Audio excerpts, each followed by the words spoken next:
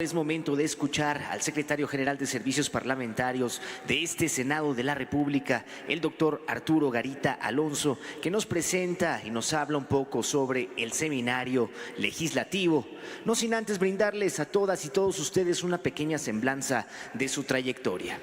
El doctor Arturo Garita es licenciado en Derecho y licenciado en Administración de Empresas. Tiene estudios de posgrado en Derecho Parlamentario y en Administración Pública, así como doctorado en Ciencias Políticas y Sociales.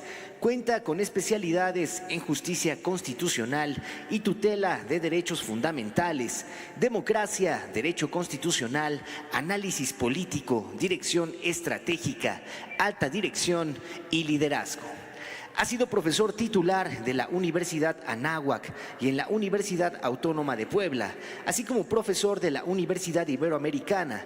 Ha publicado diversos libros especializados en materia parlamentaria y ha escrito diversos trabajos con temas de actualidad como el Parlamento Abierto, la profesionalización del Congreso mexicano, la rendición de cuentas en el Senado mexicano, entre otros.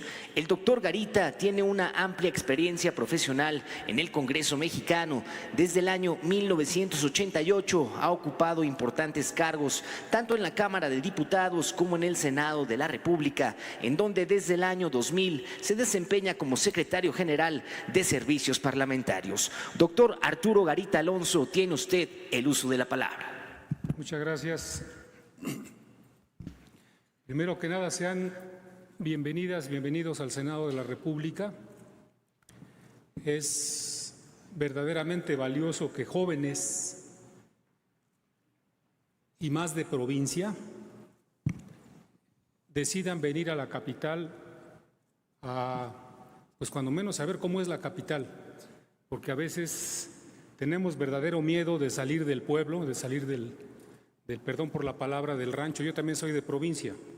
Tenemos miedo de salir del rancho y bueno, ya el hecho de que hayan decidido salir de su comunidad, el hecho de que sean jóvenes y el hecho de que estén en una institución política, ya habla mucho de ustedes. Partiendo de la buena fe de que todos vinieron por voluntad, de que no los anotaron algunos, ¿no? Porque también algunos los pudieron haber anotado, pero bueno, partiendo del supuesto de buena fe de que todos lucharon y buscaron estar aquí el día de hoy. Entonces es motivo de gran satisfacción y ahí el motivo de darles la bienvenida al Senado de la República, que es la sede del federalismo. Asimismo, también darle las gracias al organizador de este seminario, de este taller, de este ejercicio, de este simulador del Poder Legislativo, que es el senador Bolaños Cacho, quien, como él dijo, es uno de los senadores más jóvenes aquí en el Senado, más combativos, incluso podría definirlo, es una persona sana, una persona recta, una persona con buena imagen, una persona con la imagen que deberían tener los políticos, ser transparentes, ser sanos, y creo que él la reúne. Es un ser humano sano, bien intencionado, honesto, puedo dar fe de eso. Gracias, senador, por permitirnos participar en este seminario. Como él dijo, yo soy la otra cara de la moneda. Ustedes han tenido la charla toda la mañana de hoy de diferentes políticos que han dedicado su vida a la política por muchas circunstancias. En México a la política se llega por vocación, pero también se llega por circunstancia. Hay quien tiene la circunstancia, la aprovecha y a partir de ahí empieza a despegar una carrera política. Hay quienes son hijos de políticos y a partir de ahí empiezan a aprender el oficio. Es decir, la política está llena de circunstancia. Pero para estar en este ambiente no hace falta también y únicamente ser político. Este Poder Legislativo tiene una vertiente técnica que demanda médicos, ingenieros, actuarios, enfermeras, profesores, abogados, economistas. Es decir, aquel que sienta que porque no estudia Derecho es un campo vedado, se equivoca. Aquí en el Senado se ve que no se ve, sino requerimos del conocimiento de las diferentes especialidades y disciplinas para nutrir el trabajo legislativo. Hay leyes ambientales, hay leyes penales, hay leyes de comercio, hay convenios internacionales, hay una ley de salud. Es decir, hay tantas materias como ustedes no se imaginan y por lo tanto el campo del Senado de la República no es exclusivamente de abogados, no es exclusivamente de doctores en Derecho, sino es un campo donde todo aquel que tenga disposición para el servicio público puede participar. Para el servicio público ustedes podrían participar desde dos vertientes: ser políticos, como todos aquellos brillantes ponentes que estuvieron en la mañana, o ser parte del órgano y del cuerpo técnico. Yo soy parte de ese cuerpo técnico, llegué a trabajar al Poder Legislativo desde 1988, creo que ni el senador había nacido todavía. ¿Ya había nacido, senador? Bueno, estuve con su papá, fíjense ustedes. Entonces, hay quienes nos dedicamos a esto desde la vertiente técnica. Yo llegué en el 88 al Poder Legislativo y a partir de ahí, pues por decisión propia, por vocación y también por circunstancia, mi ámbito de acción ha sido totalmente y eminentemente técnico. Podría decirles que el Poder Legislativo, como una vertiente del servicio público, y particularmente el Senado, nos permite un ingreso decoroso, nos permite un nivel de vida adecuado y por lo tanto no tengo en este momento reproche con mi vida ni con mi desempeño profesional. Me ha permitido tener 2 licenciaturas, me ha permitido tener 2 maestrías, me ha permitido tener un doctorado, es decir, me he preparado. Y ahí viene el primer consejo hacia ustedes. Independientemente de la vertiente donde ustedes se quieran desempeñar, es imprescindible prepararse. Prepararse, prepararse, prepararse. En México tenemos la gran oportunidad de que existe la universidad pública. Yo soy egresado en mi primera licenciatura de una universidad pública. Mi preparatoria, al igual que muchos de ustedes, fue en una universidad pública. Desde la primaria asistí a escuelas públicas.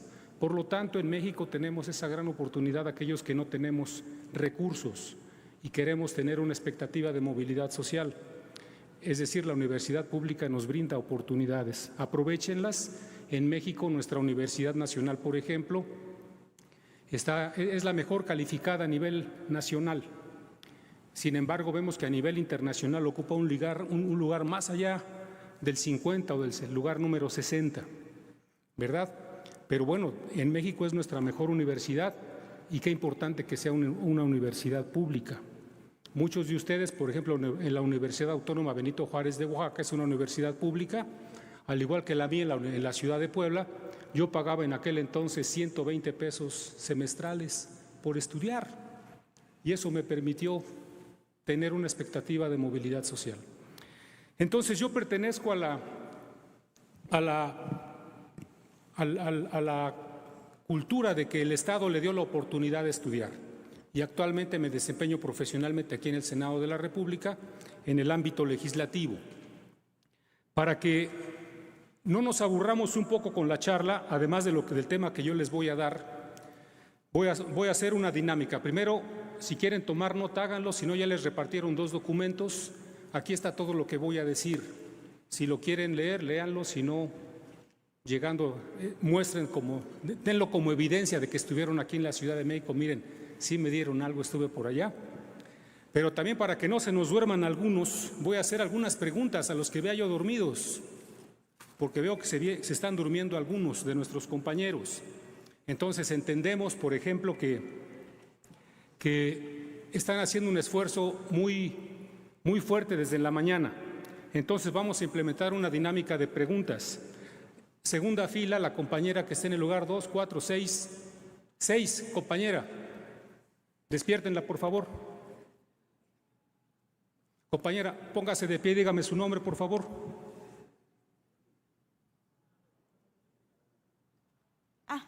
Mi nombre es Beldandi. ¿Cuál es su nombre? Beldandi. No le escuché, perdón. Beldandi. Belda, muy bien, gracias. Compañero, ¿usted sabe cuántos años se requiere para ser diputado federal? La verdad no estoy informada. Muy bien, compañera. No, es para despertarnos. Es para despertarnos. Aquellos que estén vivarachos, pues ni los vamos a distraer del sueño. Entonces, abusados con dormirse. Y seguiré preguntando. Entonces, ayúdenme, por favor. Hace un rato, por ejemplo, vi dormido a nuestro compañero de la segunda fila, el número 8, 2, 4, 6, 8, compañero. Siguiente pregunta. ¿Qué edad se requiere para ser senador de la República? 25 años. Muy bien, compañero. Perfecto. Ya despertó. Gracias. Gracias. Muy bien. Entonces, lo que vamos a hacer el día de hoy es hablar un poco del procedimiento legislativo. Para hablar un poco y para ubicarnos en el tema, y perdón por estaros molestando, pero tenemos que activarnos. Tenemos que activarnos, si no empezamos a cabecear, y además también nos podemos evadir vía teléfono celular y empezamos ahí a ver TikTok o empezamos a ver ahí las redes sociales. No, se trata de que estemos atentos, de que si vinimos aquí a la Ciudad de México, aprovechemos nuestra estancia aquí en la ciudad, y como dijo el senador, no dejen de preguntar. Es el momento de preguntar todo aquello que han decidido saber, que han querido saber y que no se han atrevido a preguntar, ¿verdad? Bueno, para quienes no se han ubicado todavía, les recuerdo que estamos en la sede del Senado de la República. La Constitución Política en México nos dice en su artículo 40 que vivimos en un régimen republicano, representativo, democrático, laico y federal, ¿verdad? Así define a nuestro sistema político la Constitución. Dice, vivimos en una república representativa, democrática, laica y federal. Compañero de la tercera fila, número 10, 2, 4, 6, 8, 10. ¿Me da su nombre, por favor? Irving. Irving. ¿Qué estudia usted, Irving? Estudios políticos. Perfecto. ¿Usted nos puede decir en qué consiste vivir en un régimen republicano?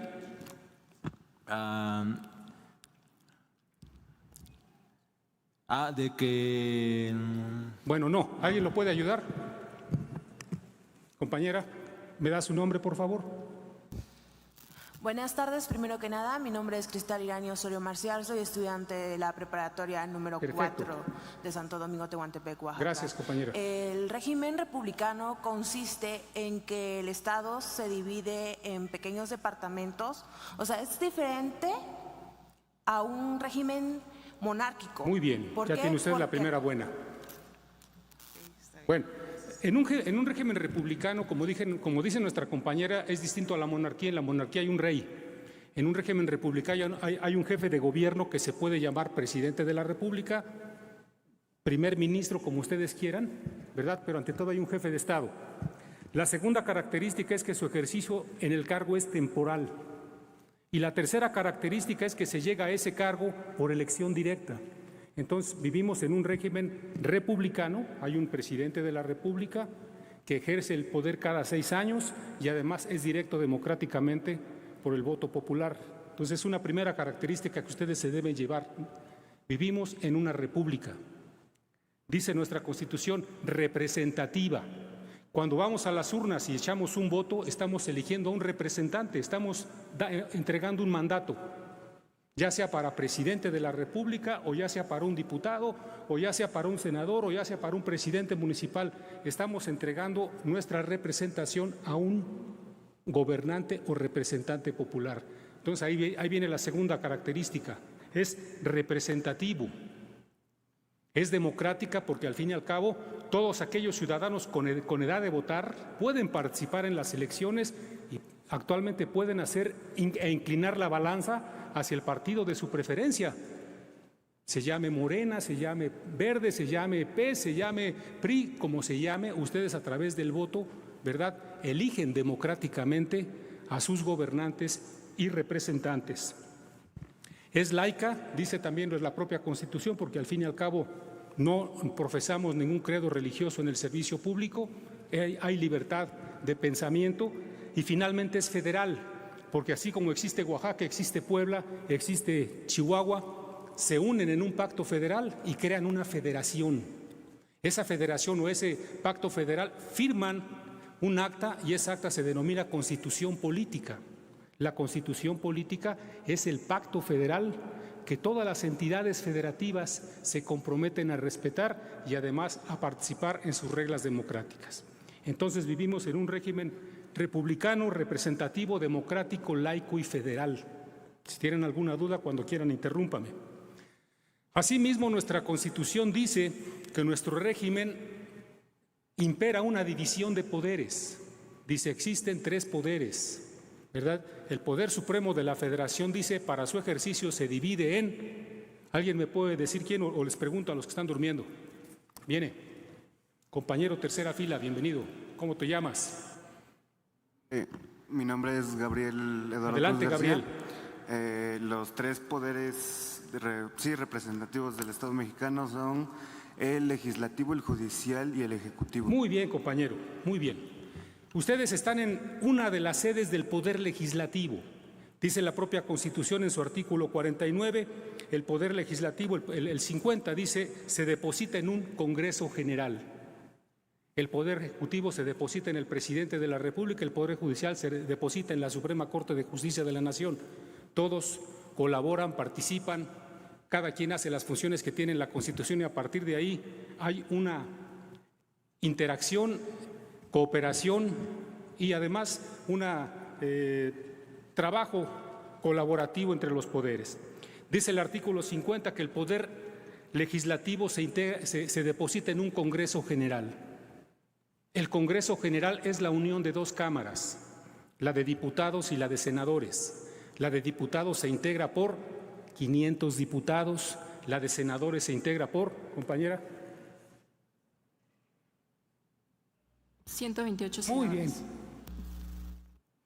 ¿Alguien sabe en el estado de Oaxaca cuántos diputados hay? Viene, compañero.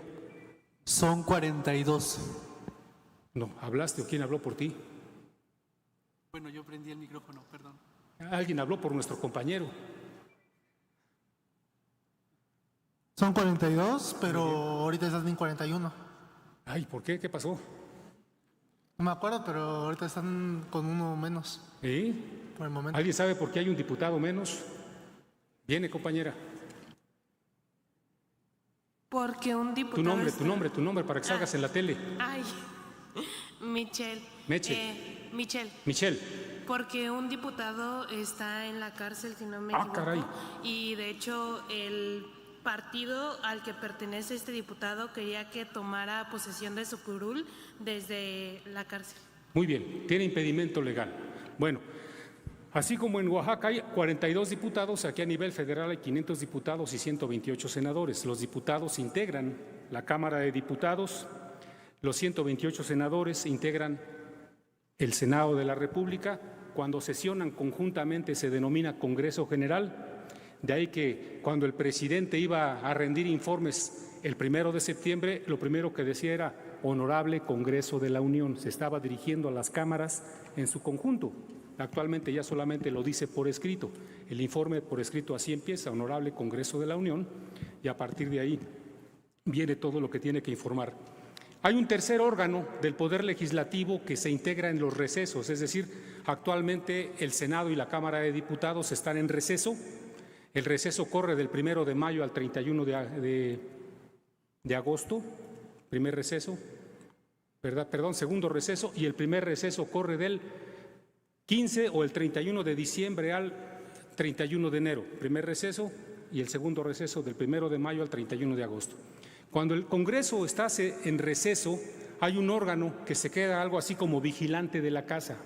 El órgano que se queda vigilante de la casa se llama Comisión Permanente. En Oaxaca debe haber algo similar. ¿Alguien sabe cómo se llama ese órgano cuando el Congreso está en receso? Viene, compañero, ¿tu nombre? Mi nombre es Erubiel Tadeo. Sale, Erubiel. Se le da el nombre de Diputación Permanente. Diputación Permanente. Entonces estamos viendo cómo a nivel federal hay una división de poderes legislativo, ejecutivo, judicial, lo cual más o menos es similar en las entidades federativas. Hay un gobernador, hay un Tribunal Supremo o Tribunal Superior de Justicia, se llama en Puebla, no sé cómo se llama en Oaxaca, el Poder Judicial, ¿cómo se llama en Oaxaca? En Puebla se llama Tribunal Superior de Justicia, en Oaxaca. Se llama igual Tribunal Superior de Justicia del Estado de Oaxaca. Muy bien, compañero. Y hay un Congreso local, lo que aquí sería el Congreso Federal. El Congreso Federal aquí se integra por las 2 cámaras, 500 diputados, 128 senadores. Cuando hay periodos de receso hay un órgano que se queda vigilante de la casa, que se llama comisión permanente. ¿Me siguen hasta ahí? Sale, muy bien. Las características de funcionamiento de nuestro Congreso, entonces, si hay dos cámaras, podemos decir que la primera característica del Congreso Federal es que es un Congreso bicamaral. Bicamaral. ¿De acuerdo? Es una primera característica, anótenla. Segundo, tiene funciones simétricas, porque en materia legislativa, lo que una Cámara apruebe, lo debe aprobar la otra, casi en efecto espejo. Una ley, para que sea ley, debe ser aprobada en su literalidad por ambas cámaras. Hay cámaras que puede ser la Cámara de Origen, cuando un diputado presenta una iniciativa allá, la aprueban ellos y el Senado se convierte en Cámara revisora. Si el Senado la aprueba en su literalidad, sigue a la siguiente fase del procedimiento legislativo. Y a la inversa, cuando el Senado es Cámara de Origen, porque un senador presenta una iniciativa, la envía a Cámara de Diputados, y si la Cámara de Diputados la aprueba en su literalidad, va a la siguiente fase del procedimiento legislativo. Entonces ahí podemos afirmar que la función legislativa en las cámaras del Congreso es consecutiva y casi en una función de espejo, hablando de función legislativa, ¿verdad? Adicionalmente hay entonces un poder bicameral, simétrico, con funciones espejo. Hay particularidades específicas de cada Cámara. La propia Constitución nos dice que el Congreso tiene facultades que se establecen en el artículo 73, cuando esa facultad corresponde a ambas cámaras, pero también la Cámara tiene facultades exclusivas. Ahí justamente es donde se aplica el casi, tarea espejo, pero hay facultades que la Cámara desarrolla por sí sola. Por ejemplo, mencionaba el doctor Monreal en la mañana, o creo que también el senador. En materia presupuestaria, la Cámara tiene facultad exclusiva. Todo lo que tiene que ver con el presupuesto no pasa por el Senado. La Cámara de Diputados es una de las funciones que tiene específicamente asignadas. Entonces, las facultades del Congreso están en el artículo 73, las de la Cámara están en el artículo 74 y las del Senado están en el artículo 76. Las funciones acotadas que tiene la Comisión Permanente están en el artículo 78. Ambas cámaras tienen autonomía normativa que les da el artículo 70. Las cámaras deberán definir sus propias reglas de funcionamiento y sus propios reglamentos. Ustedes para mañana deben tener autonomía normativa. Es decir, antes de meterse a la cancha mañana, antes de venir aquí a discutir y a debatir, pregunten primero por las reglas. Si ya las tienen, qué bueno. Y si ya las tienen, estúdienlas. Porque justamente a partir de las reglas es como ustedes van a poder jugar un mejor partido. Las reglas son básicas en cualquier actividad donde interviene incluso un solo hombre. Ya olvidémonos de dos o más. Las reglas son básicas hasta para mi desarrollo individual y personal. Si no tengo reglas, no sé a dónde iré. Por lo tanto, como ser humano debo tener ciertas reglas. ¿Me explico? Las que ustedes quieran. Pero si tienen esas reglas, respétenlas. Ya cuando son dos, llámese matrimonio, llámese sociedad o como quieran llamarlo, cuando son dos voluntades individuales, con más razón hacen falta reglas. Ya cuando son 128, lo principal son las reglas. Si no hay reglas, esto se va a convertir en una pelea de perros y de perros callejeros, ¿verdad? Entonces traten de que si no tienen reglas, ármenlas. Y si ya tienen reglas, estúdienlas. Porque el día de mañana, cualquier debate, cualquier discusión, cualquier cosa que quieran aprobar deberá ser al amparo de reglas. Entonces el artículo 70 a las cámaras del Congreso les da autonomía normativa. Dice el artículo 70 que las cámaras definirán su ley orgánica. Por lo tanto, además de la Constitución que nos obligamos a respetar en el Senado, la primera gran regla que tenemos es algo que se llama ley orgánica. Tanto el Senado como la Cámara de Diputados tienen una ley orgánica y esa ley orgánica establece reglas, normas de funcionamiento y, como su nombre lo dice, establece órganos. Asimismo, el artículo 77 le da a cada Cámara autonomía reglamentaria.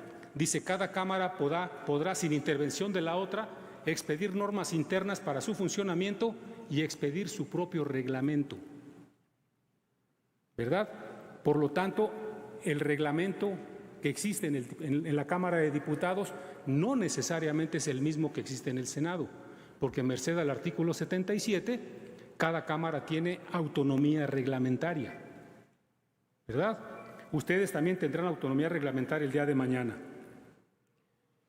¿Qué funciones desarrollamos una vez que ya nos constituimos en órganos, ya sabemos quiénes somos, ya tenemos una ley orgánica, ya tenemos un reglamento? ¿Qué funciones desarrollamos? ¿Alguien me podría decir qué funciones desarrolla el Congreso? Así en términos generales. Van a decir, sí, hace leyes. Bueno, a ver, así, agrupémoslas para tener un esquema de poderle entrar a este tema que en sí es álgido. No sé si alguien me pueda decir, compañera, su nombre de usted, por favor. Me llamo Esperanza y promueve leyes. No te escuché. Solo sé que te llamas Esperanza. Sí. El Senado promueve leyes. Leyes, muy bien. Podríamos decir entonces que la primera función es la legislativa, ¿verdad? Las cámaras, ambas, en función bicameral, en función espejo, en función consecutiva, ¿verdad? Actuando una como cámara de origen, otra como cámara revisora, y a la inversa, cuando la iniciativa nace allá es origen, aquí somos revisora, realiza una primera función que dice nuestra compañera Esperanza, que es legislativa. Entonces, la primera gran función que desarrolla el Congreso en México es la función legislativa. ¿Qué otra función desarrolla el Congreso? Compañera, ¿tu nombre? Mi nombre es Luyualí Rivero Cisneros y tiene la función de la supervisión, de la integración y de la aprobación de algunas áreas que pues el Senado tiene. Sale, ahora redúcelo en 2 palabras. Pues tiene esa función de... En 2 palabras. Bajo una lupa, Ya llevas más de 2 palabras. En 2 palabras. Supervisar. Eso es, ahí va. Entonces, la segunda gran función, supervisa, o lo que es lo mismo, controla. Las cámaras del Congreso deben realizar función de control. ¿Cómo? Revisan la cuenta pública. ¿Cómo? Llaman a comparecer a servidores públicos. ¿Cómo? Integran comisiones investigadoras. ¿Cómo? Y pueden iniciar incluso procedimientos especiales, pero eso más adelante lo veremos. Entonces, la segunda gran función que desarrollan las cámaras del Congreso es la función de control. ¿Vale? Otra función que desarrolla el Congreso, por allá atrás, compañero.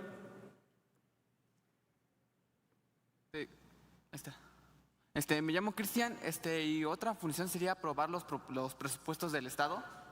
Es control, porque al fin y al cabo lo que apruebas lo tienes que revisar. En los estados hay una contaduría de glosa, aquí existe la Contaduría Mayor de Hacienda. Lo que tú apruebas en la Cámara de Diputados te tienen que justificarlo a través de la cuenta pública, y esa es una función de control. ¿Viene? Aprobar tratados internacionales. Muy bien, esa es parte de la función legislativa. Acuérdate que todos los tratados internacionales forman parte de nuestra normatividad. Es decir, trato de encasillarlos para que no se hagan bolas. La primera gran función es la legislativa. Cuando hablas de revisar presupuestos, entra dentro del control. Cuando hablas de tratados internacionales, todos los tratados internacionales forman parte de nuestro sistema jurídico. Ahí está la función legislativa. ¿Otra función? ¿Qué tal? Yo soy Alberto y también el Congreso tiene la función de evaluación, poner todo bajo la lupa e investigar. Control. Comisiones de investigación, control. Para que vean cómo cabe en el esquema que le estoy dando. Falta una tercera, ¿verdad? ¿Qué es la función de representación? Al fin y al cabo, los diputados y los senadores representan. Los senadores a las entidades federativas, los diputados dicen que a la nación, pero tienen esa gran función, la función representativa.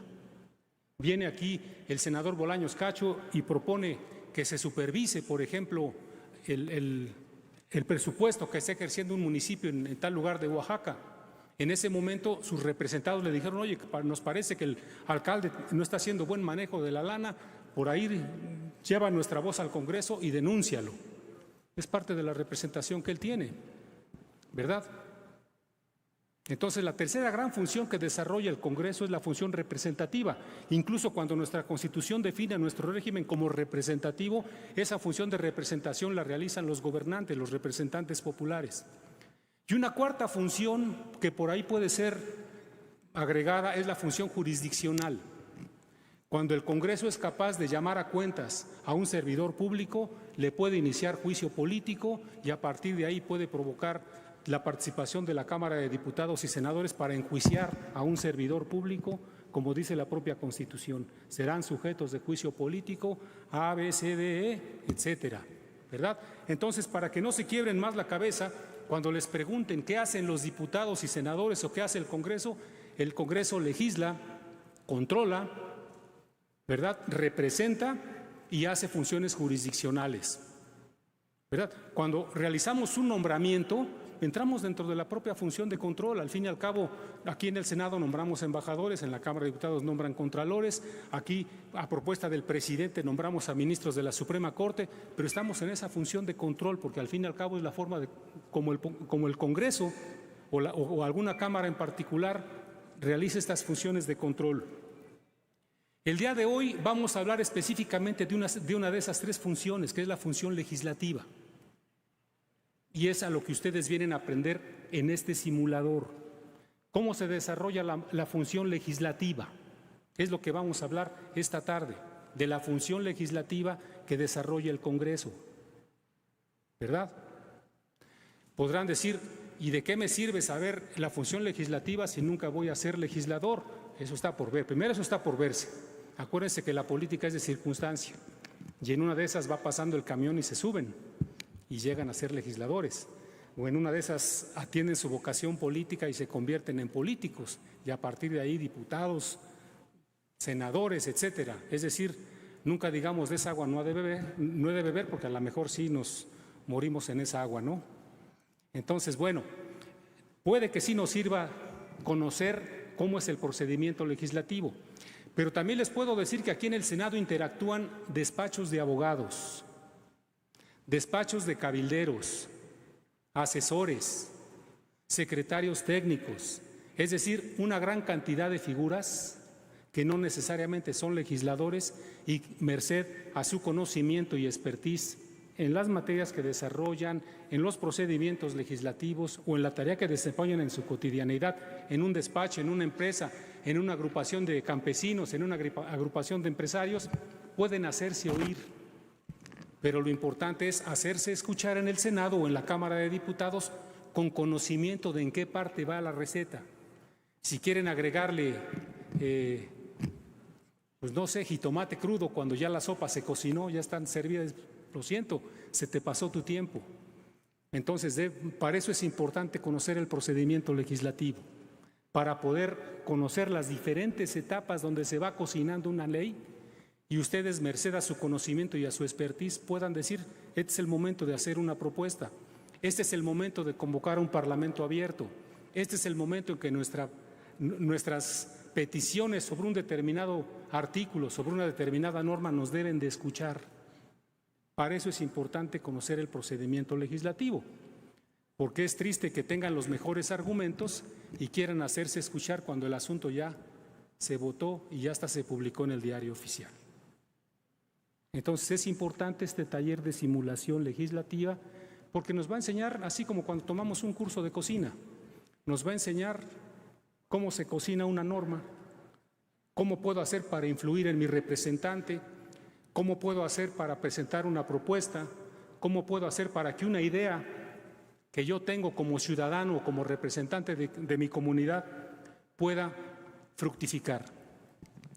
El primer gran paso que se requiere para generar una norma, creo que es una idea, pero todos estamos llenos de ideas. En el Poder Legislativo esta idea se materializa en algo que se llama, ¿alguien sabe cuál es el primer paso para iniciar una norma? Todos tenemos ideas, todos tenemos una demanda social, todos tenemos inquietudes, todos tenemos brillantes aportaciones, pero debe materializarse en algo que por ahí flota en el ambiente. Compañero. ¿Iniciativa? Muy bien, ¿verdad? Una iniciativa. Te la ganaron ahí, son Andan hablando en lugar de nosotros. Le doy la palabra al compañero y por ahí brinca una voz. Qué bueno que están participando. En la iniciativa, ¿no? Entonces dice la propia Constitución en el artículo 71, ¿tienen derecho de iniciativa? ¿Quiénes? Compañera, ya es la segunda vez que participas, déjalos que hablen los demás. Pero bueno, échale. Viene. Pueden presentar iniciativas de ley el presidente de Muy la bien, el República, presidente, con calma, el presidente de la República. los diputados Los y senadores diputados, ¿quiénes más? de las legislaturas de los Las estados legislaturas de los estados, llevas 3. y los ciudadanos. Los ciudadanos. con un número equivalente al 0.13% Muy bien, de la lista muy bien. nominal de electores. Muy bien, gracias compañera. Entonces dice nuestra compañera que pueden presentar iniciativas de ley, diputados, senadores, congresos locales, el presidente de la República y por ahí dice los ciudadanos con un número mínimo. Entonces, si tienen ideas brillantes, pueden trabajarla a través de diferentes vías.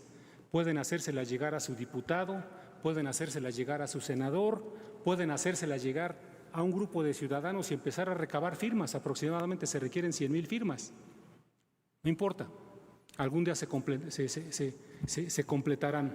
Entonces ahí tienen la primera vía, ¿verdad? Para presentar una iniciativa, entonces, deben primero tener cierta personalidad, ¿verdad? O son diputados, o son senadores, o forman parte de una legislatura, o son el presidente de la República, o son de una agrupación ciudadana. Ahí está un primer requisito. Las iniciativas pueden presentarse, decíamos, si es a nivel local pueden ir a su Congreso local, si es a nivel federal pueden recurrir a la Cámara de Diputados y Senadores y a partir de ahí se desencadena todo un procedimiento. Este procedimiento se llama procedimiento legislativo. El procedimiento legislativo, como su nombre lo dice, es una serie consecutiva de etapas por las que atraviesa un proyecto hasta llegar a convertirse en norma vigente, hasta llegar a convertirse en ley.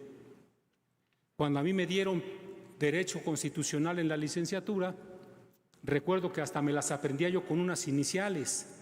¿Alguien nos puede eso? La compañera ya dijo la palabra clave. A mí me lo enseñaron por la famosa IDASPI. IDASPI, dice nuestra compañera. Y a ver, viene la I. ¿Qué es la I? La D.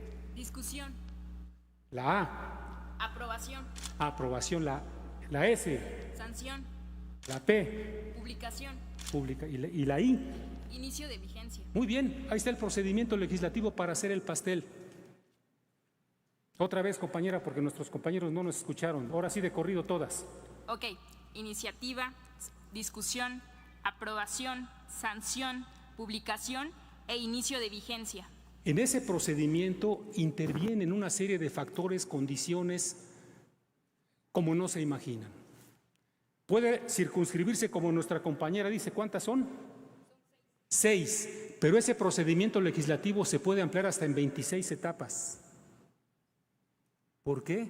Bueno, porque la Cámara de Diputados puede que no esté de acuerdo con lo que el Senado aprobó y lo regresa.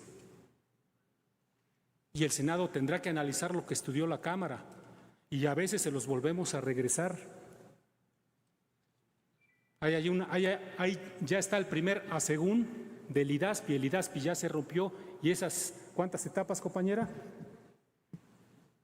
6. De esas 6 etapas va creciendo.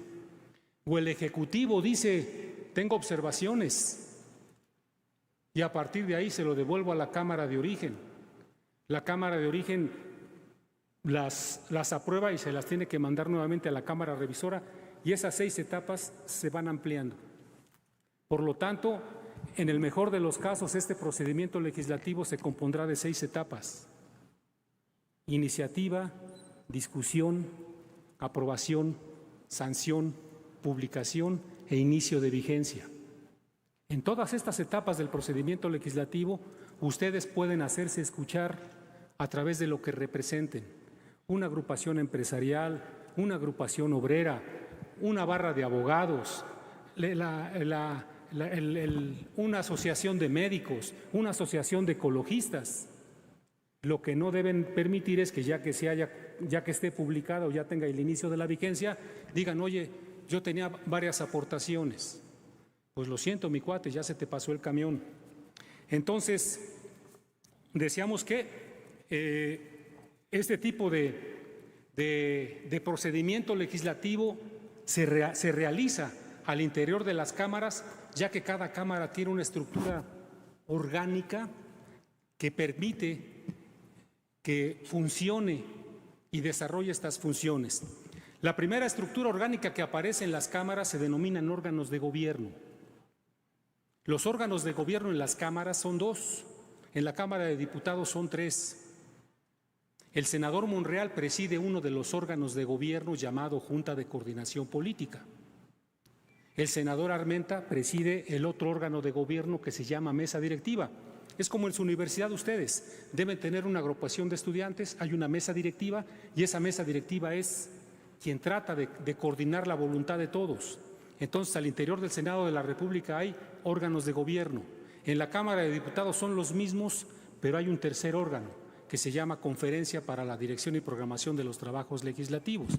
Pero en términos generales podrán decir que los órganos de gobierno en las cámaras son 2, Mesa Directiva y Junta de Coordinación Política. Así como hay órganos de gobierno, hay órganos de representación. Los órganos de representación son los grupos parlamentarios. No sé si ustedes ya estén agrupados en grupos parlamentarios para su trabajo del día de mañana. ¿Ya? ¿Cuántos grupos parlamentarios va a haber? 4. Muy bien. Aquí en el Senado de la República tenemos, si no mal recuerdo, 8 grupos parlamentarios actualmente. Obviamente el que más elementos tiene será el grupo parlamentario mayoritario.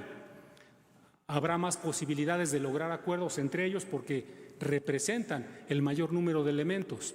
Si ustedes dividieron los 128 entre 4, no sé si pusieron de a 32 cada grupo parlamentario. ¿Alguien me puede decir de a cuántos los agruparon?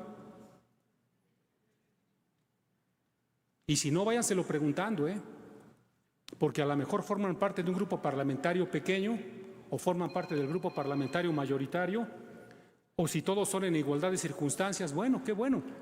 Pero al fin y al cabo siempre debe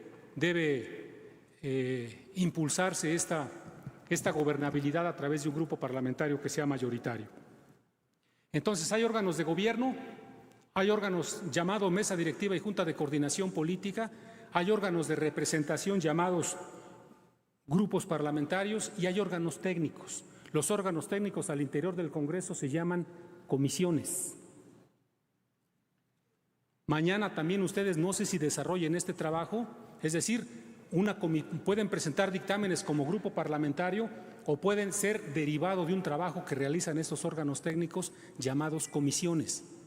De ahí que lo que les dije hace un rato es importante, revisen su reglamento. Si no lo tienen, al rato les presto uno. Si lo tienen, léanlo. Pero es importante que tengan reglas. Para allá voy ahorita.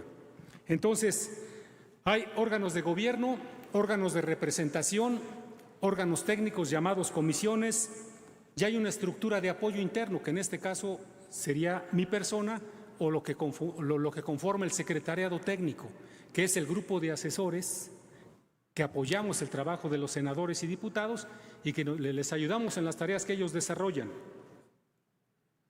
Además de estos 4 órganos que interactúan, órganos de gobierno, órganos de representación, órganos técnicos y la estructura de apoyo técnica, externamente hay grupos sociales que van a interactuar con las cámaras.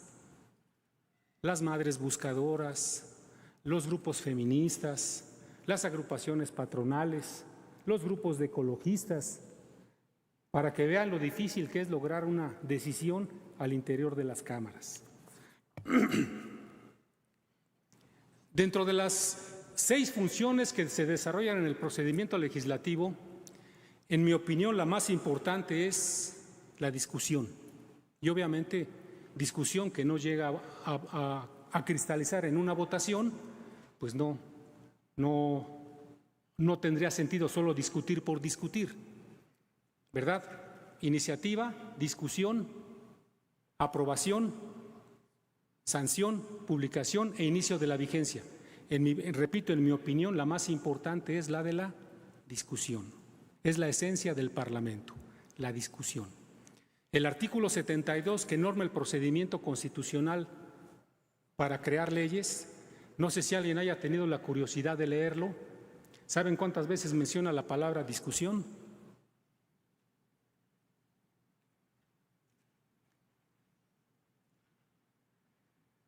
¿Alguien tiene un número aproximado? Es un solo artículo. ¿Cuántas veces mencionas en un artículo la palabra discusión? Buenas, se las dejo de tarea. Primero lean el artículo 72, ojalá lo entiendan, porque de verdad es un verdadero triunfo entenderle a todos los incisos que tiene, pero menciona 8 veces la palabra discusión. De ahí que en mi opinión es una de las funciones más importantes dentro del procedimiento legislativo, la tarea de la discusión. Una discusión, para que sea rica, para que tenga argumentos, debe ser una discusión informada. Para que la discusión sea informada, debe apegarse a un segundo principio, que es el principio de publicidad.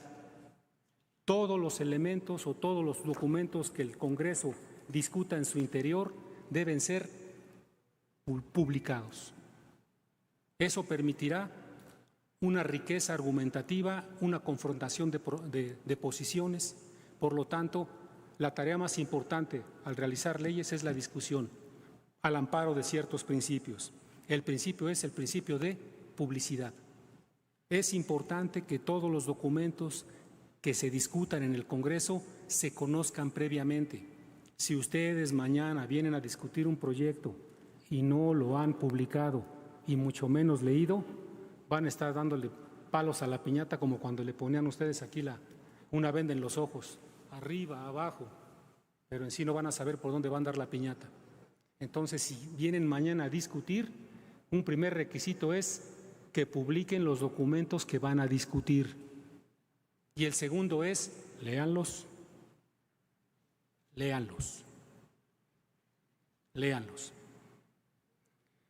Y si hay por ahí diferencia en la integración de los grupos parlamentarios, resultando que uno tiene 60 y otro 15, los 60 no pueden apabullar a los 15, porque justamente uno de los principios que guían la actividad del Congreso es respeto a las minorías. Así sea un solo diputado o senador, está aquí en las cámaras porque le entregaron votos los ciudadanos y como ciudadanos deben hacerse escuchar. Repito, ¿verdad? Entonces, no sé cómo estén integrados los grupos, ojalá estén equitativos, pero si no están aquí, ya hay un grupo por ahí minoritario con 15 o 20 contra otro grupo de 60. La función de ese grupo de 15 es hacerse escuchar. ¿Y qué mejor que hacerse escuchar con argumentos y con una discusión informada? Y el gran objeto de la mayoría, no obstante, que tiene los votos es respeto a las minorías. Que debatan, que se escuchen, que haya una discusión informada. O como dijera la Suprema Corte, que haya una deliberación democrática. ¿Verdad? Hay ciertos principios que norman la discusión, es decir, hay quien abre o quien presenta un dictamen, hay quien va a favor y en contra, hay quien puede presentar propuestas de modificación, todo debe materializarse en una votación. Por lo tanto, otro principio que guía las discusiones al interior del Congreso es el principio de mayoría. Yo tengo la obligación de escucharte, tengo la obligación de respetarte, pero al tomar la decisión tú tienes la obligación de respetar mi mayoría. Fíjense qué interesante. Como minoría yo tengo la obligación de que me escuches, tengo la obligación de presentar mociones, de hacer propuestas, y tú como mayoría tienes la obligación de escucharme. Pero al momento de tomar una decisión, debe respetarse la mayoría, porque al fin y al cabo es la manera como se toman decisiones en órganos colegiados. Entonces ahí se ve cómo hay un respeto recíproco, mutuo, ¿verdad? A veces, por ejemplo, hay discusiones donde participan, de verdad aquí en el Senado han participado más de 100 oradores en una sola ley, más de 100 oradores. Bueno, También al amparo de esto se pueden aplicar principios como el principio de economía procesal, ¿verdad? Cuando discutimos conjuntamente una reserva, ¿verdad? Pero estos principios de economía procesal en ningún momento deben violentar los principios establecidos en el reglamento.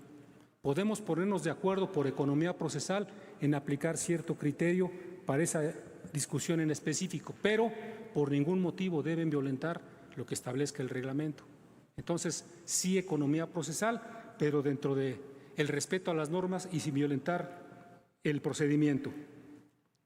Finalmente, cuando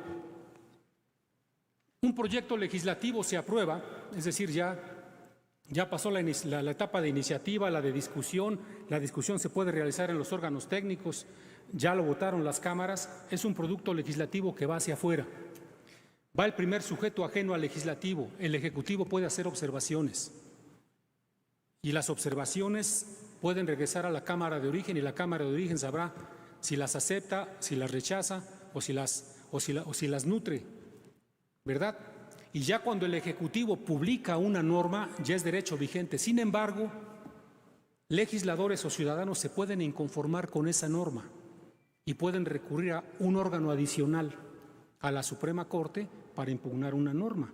Entonces vean cómo es verdaderamente un trabajo laborioso y de diversas participaciones el generar una norma, donde no tan solo participe el Poder Legislativo, participe el Ejecutivo haciendo o no observaciones, participe el Ejecutivo publicándolo y ya cuando pensamos que es ley vigente, por ahí existe lo que establece la propia Constitución con las acciones de inconstitucionalidad, ¿verdad? O las controversias constitucionales y a partir de ahí la Corte también podrá participar en la generación de un procedimiento, de un producto legislativo.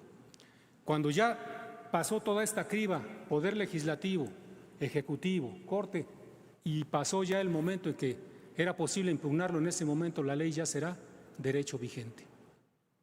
Hasta aquí le paro, estoy atento a sus preguntas. Desde luego que agradecemos la activa participación del secretario general de Servicios Parlamentarios de este Senado de la República, el doctor Arturo Garita Alonso.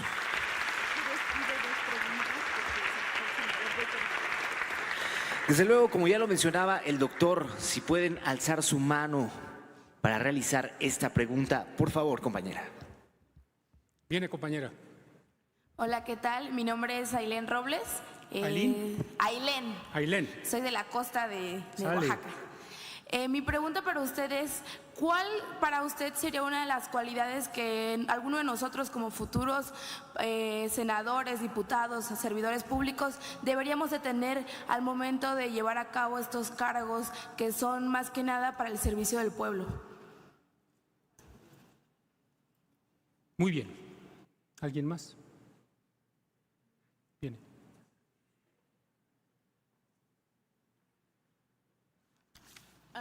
Buenas tardes, mi nombre es Wendolyn.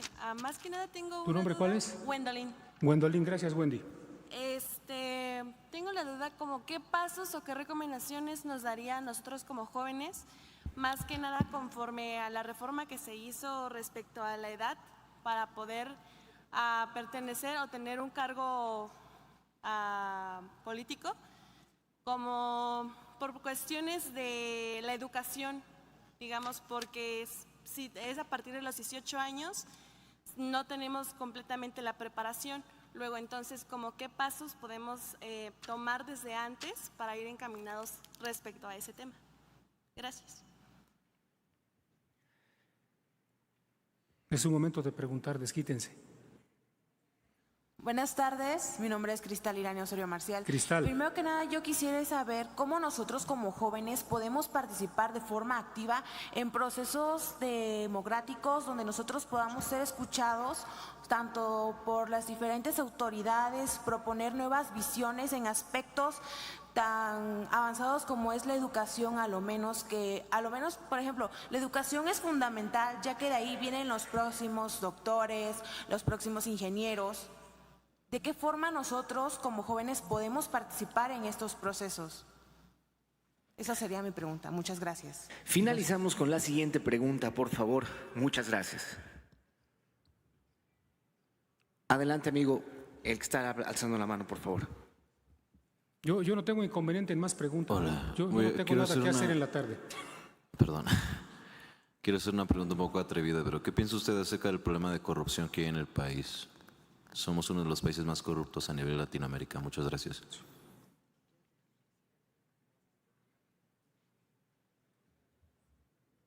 Sí, compañera. Muy buenas tardes, mi nombre es Esbeidi Jocelyn Hernández Aquino. Mi pregunta va, Esbeidi. Gracias. Mi pregunta va sobre la responsabilidad política. ¿Qué opina usted sobre esto? Es algo muy importante en el país que no se ha representado en los políticos o no ha tenido una reprensión cuando pues sucede alguna catástrofe como en cualquier otro país que sí tienen una responsabilidad política. Adelante, señorita, por favor, con su pregunta. Muchas gracias.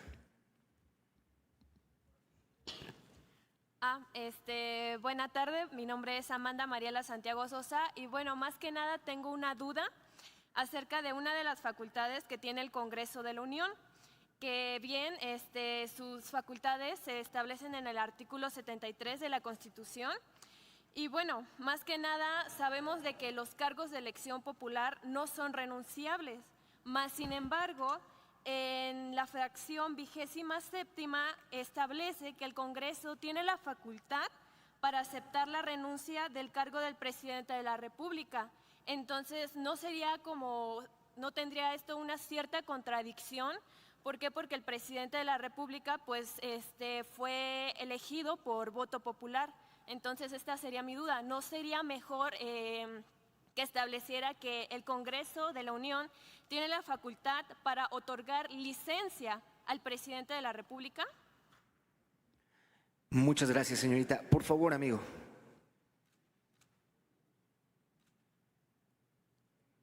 Si puedes encender tu micrófono, muchas gracias. Okay. Disculpen. Primero que nada, agradecerle, doctor Arturo Garita, decirle que tenemos un proceso previo de seguimiento en materia legislativa que venimos trabajando en la UAPJO y justamente una ponente que nos hablaba sobre técnica legislativa nos recomendaba mucho su trabajo. Brindó un panorama muy claro sobre el procedimiento legislativo, pero hay una etapa que generalmente se deja de lado y es en ese sentido que me gustaría preguntarle cómo se lleva el proceso de evaluación posterior a la vigencia de una norma jurídica. Gracias. Muy bien.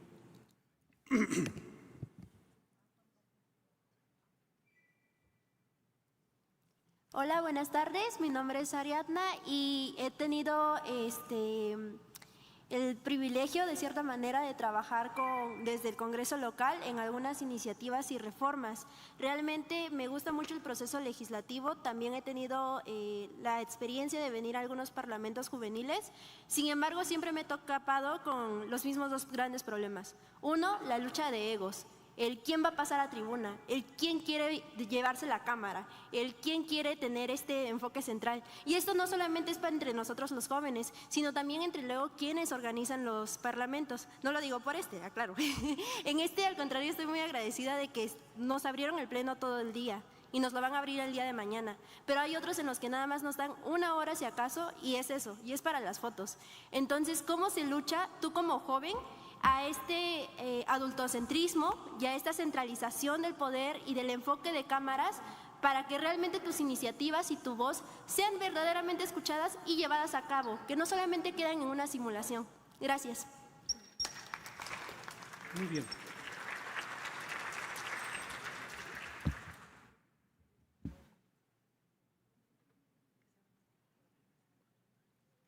Sale. Ok. Buenas tardes, yo soy Frida Carrasco y mi pregunta es, ¿cuál es su opinión acerca de la reforma? ¿De la qué? La reforma de la edad para ser diputados. Entonces me gustaría saber cuál es su opinión, si es buena, si es mala, si usted le cambiaría algo, cuál es su perspectiva. Gracias. Viene.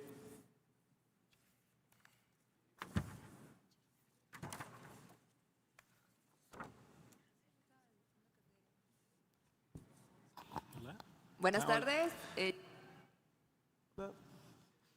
Adelante. Yo nada más quería preguntar sobre... Te ha cambiado la voz. Sigues tú. A ver, nuestra compañera que está hablando por allá, que termine. Adelante, compañera. ¿Tu nombre cuál es? En la última fila, por favor. Listo. Hola, buenas tardes, soy Yasmín. Yasmín. Solo quería preguntar, ¿qué pasa con las lagunas que hay en las leyes que no se pueden... ¿Cómo se podrían resolver esas lagunas? Muy bien. Listo, la última, para si no se nos va a ir la idea. Mi pregunta sería, ¿qué tan eficiente es que se eliminen los diputados plurinominales y también se disminuyan los senadores a 3 por estado? Muy bien. Muy bien. Gracias por las preguntas. Miren, en cuanto a la pregunta de Ailén, que va de la mano con la de Wendy, dice, ¿qué cualidades requerimos como jóvenes para poder desempeñar un buen papel? La primera gran cualidad que deben tener es prepararse, pero prepararse en serio, no dejar de prepararse. Y esa va de la mano con la edad. Estoy de acuerdo con la edad para ser diputado a los 18 años, porque si eres sujeto ya de obligaciones, ya eres imputable, ¿por qué no vas a ser sujeto de derecho, verdad? Entonces, la edad es correcta. Si alguien ya podía ser un ser humano con obligaciones, tienes obligación de votar, tienes obligación de inscribirte en Hacienda, en el SAT, tienes ya obligaciones como sujeto jurídico, pues también debes tener plenitud de derechos. Por lo tanto, postergarte esa plenitud de derechos a los 21 años, creo que estamos chocando con una determinación. Por lo tanto, si ya eres pleno sujeto de obligaciones desde los 18 años y eres mayor de edad, pues también debes ser sujeto de tener los beneficios para poder ser candidato. Es decir, la edad de 18 años para poder ser diputado y de 25 para poder ser secretario se me hace adecuada, siempre y cuando vaya de la mano con la siguiente fase, que es prepararse. Cierto que a los 18 años un joven apenas está terminando la preparatoria, por lo tanto, bueno, como decían por ahí, cualquier curso que vean en su universidad, métanse, cualquier seminario que vean en su universidad, inscríbanse, sí, con mucho gusto, cualquier oportunidad que ustedes tengan para seguirse preparando, háganlo. Adicionalmente, ¿qué cualidades se requieren? Bueno, creo que las principales cualidades que podemos aprender de jóvenes es las que nos dan nuestros padres. Es decir, las cualidades, los valores se aprenden en casa. De ahí que, bueno, la primera gran lección es que aprendamos de nuestros padres, veamos su comportamiento y si algunos no tienen la oportunidad o la fortuna de tener un padre cercano, bueno, hay maestros, hay mentores que nos pueden ayudar a reflejarnos en ellos con las cualidades que ellos tienen. Valores, porque creo que todos conocemos los valores muy conocidos: honestidad, lealtad, verticalidad, pero al fin y al cabo, si no se practican honestidad, si no se practican, bueno, serán letra muerta, ¿no? Pero creo que hay, leyendo libros o algunos esquemas que nos ayuden a ser mejores ciudadanos, podemos tener esta serie de valores que tanto estamos buscando. ¿Cómo ser escuchado por las autoridades? Bueno, la mejor forma de hacerse escuchar por las autoridades es hablar. Busquen los mecanismos de participación ciudadana, busquen los mecanismos cómo hacerse escuchar con su representante. incluso hasta participen en las manifestaciones. Yo tengo 2 hijas, cuando me dicen que quieren ir a alguna manifestación, yo con gusto las llevo. Trátese de lo que se trate, feminista, gay, de la que ellas quieran. Participen activamente en este tipo de expresiones sociales, que eso nos permitirá a la larga, si tenemos alguna demanda con la autoridad, lograr que nos escuchen. Hay mecanismos legales a través de nuestros representantes, hay mecanismos de participación que implementan las propias normas. Hagamos uso de estos mecanismos. Dice un compañero, y tiene razón, que el gran problema de México es la corrupción. Creo que la corrupción va de la mano con la impunidad. Por lo tanto, pues ustedes que están jóvenes, ¿verdad? Ojalá aquellos que se dediquen a la política no la vean como un camino fácil para hacer dinero, sino véanla como un camino para servir a la sociedad.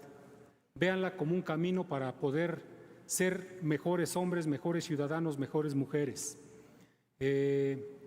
La corrupción creo que es ausencia de valores, ausencia de principios, es dejarnos gobernar por el Dios dinero, cuando hay otro tipo de valores que pueden guiar el comportamiento social. ¿Quieres alguna réplica, compañero? Es que réplica, me quedé reflexionando un poco, bueno, ahorita con lo que acaba de decir, y creo que el problema, por lo menos particularmente hablando de Oaxaca, que es un estado tan bello, en Oaxaca tiene este problema de que es visto como tierra virgen, como una suerte de tierra virgen por muchos políticos que aspiran a ser empresarios. Y creo que es certero lo que usted dice, ¿no? Creo que hay que ponernos un poquito más la batuta. Aquellos que aspiren, ¿no?, a continuar en un camino político, hay que ponerse más la batuta de tener la responsabilidad social y no ver la política como un estatus, no como lo que decía la compañera, no este choque de egos. Cuando choca el ego es porque hay un síntoma de estatus, ¿no? Y no sé, creo que... Perdón, me inspiró su respuesta. Creo que era todo. Muchas gracias. Gracias. Dice nuestra compañera que los cargos de elección popular no son renunciables. Cierto, tienes razón. Ningún cargo de elección popular es renunciable. Dices, entonces, ¿cómo es posible que acepten la renuncia del presidente de la República? Pero bueno, también a nadie se le puede obligar a lo imposible. Es decir, existe la figura de la renuncia como figura jurídica. Tal vez operativamente tienes razón, los cargos de elección popular no son renunciables, sin embargo, creo que existe como figura política por si se presenta la circunstancia, ¿no? Al fin y al cabo el Congreso la va a calificar, no renuncia en automático y sí, ya te puedes ir, sino al fin y al cabo el Congreso, dices facultad del Congreso, decidir sobre la posible renuncia del presidente de la República. Adicionalmente, ahora ya se complementa con los ejercicios de revocación de mandato, es decir, no tan solo hay posibilidad de que el sujeto renuncie, sino también ya hay posibilidad de ejercer el mecanismo de revocación de mandato a través de un procedimiento que establece el propio artículo 35 constitucional. Dice nuestro compañero, y tiene razón, en México no hay un mecanismo, que nos permita evaluar la eficacia de las normas una vez que son emitidas por el Congreso. Cuando menos el Congreso no tiene una instancia, un mecanismo que le permitan evaluar la eficiencia de las normas que aprueba. No hay un mecanismo de evaluación del impacto legislativo, no existe. Hay algunos intentos en la Cámara de Diputados, hay algunos intentos en algunos congresos locales, pero al menos a nivel federal no existe un solo mecanismo de evaluación del impacto legislativo. Y sí, efectivamente, podría ser de mucha utilidad este mecanismo de evaluación del impacto legislativo, que repito, a nivel federal no existe. En cuanto a la lucha de egos, creo, compañera, que ustedes como jóvenes deben ver la política con otra perspectiva, con otra visión. Coincido contigo que actualmente nuestra política es una lucha de egos. Coincido contigo. Así es el ser humano. Así es el ser humano. Somos muy dados a la egolatría. Es la naturaleza humana. Pero bueno, ustedes que están empezando y que pretenden ser políticos, traten de que el ego no guíe sus actividades. Traten de que haya otro esquema y otra escala de valores. Ustedes como jóvenes lo pueden hacer. Pero sí, efectivamente, comparto contigo la idea con tristeza de que gran parte de la actividad política es una lucha de egos. Desgraciadamente así es. Y no creo que haya mecanismo, cuando menos en el corto plazo, para cambiarlo. Salvo ustedes como jóvenes, ¿no?, que vean la política con otra perspectiva. Nuestra compañera menciona que cómo se corrigen las lagunas en las leyes. Pues primero, eso es un error de técnica legislativa, de ahí que gran parte de la tarea que ustedes desarrollan cuando sean legisladores es comprender en qué consiste la técnica legislativa. Cuando ya dominen bien lo que es la técnica legislativa, cometerán menos este tipo de errores de lagunas legislativas. ¿Cómo se corrigen? Pues legislando, ¿no? Cuando hay lagunas legislativas, interviene un ente ajeno al legislativo, intervienen aquellos que se llaman intérpretes de las normas. Hay lagunas. Le abrimos la puerta a los que interpretan la norma, cuando las normas deberían ser claras. Pero ante la falta de técnica legislativa hay lagunas, hay omisiones, y en ese momento entra el interpretador de las normas. Si las leyes estuviesen bien hechas, no habría necesidad de tanta interpretación. Y en consecuencia, una mala técnica legislativa, creo que la única forma de corregirla es legislando, volviendo a legislar y corregir aquello que está mal hecho, como pueden ser estas omisiones o estas lagunas en la propia legislación. Finalmente, nuestro compañero mencionaba la posibilidad de eliminar diputados y senadores. No, creo que como están bien. Como están bien. Creo que el problema no es tanto del número, sino al fin y al cabo el problema es de la eficiencia que tengan hacia adentro. Ver las normas que están aprobando, ver las materias que se están abocando, pero creo que 128 senadores es lo correcto, 500 diputados es lo correcto. El problema no es bajar a 300 diputados para que se abarate el costo del Poder Legislativo o bajar a 3 senadores por entidad para que se abarate el costo. Realmente el presupuesto del Poder Legislativo es muy bajo. Es muy bajo el presupuesto del Poder Legislativo. Creo que lo que ustedes tienen que hacer como ciudadanos es buscar mecanismos de rendición de cuentas, buscar mecanismos de evaluación de la función de sus representantes, es decir, exigir. Creo que el problema no es disminuir el número de diputados y senadores, sino al fin y al cabo el problema de las sociedades que les exijan a los propios representantes que cumplan verdaderamente con su cometido. Es decir, el problema, reitero, no es del número, de bajar de 500 a 300 o bajar de 128 a 96, sino el problema es de que mejor exijan resultados. Si no hay preguntas, pasamos a la siguiente etapa. Muchas gracias. Señoras y señores, le brindamos un fuerte aplauso al secretario general de Servicios Parlamentarios del Senado de la República, el doctor Arturo Garita Alonso.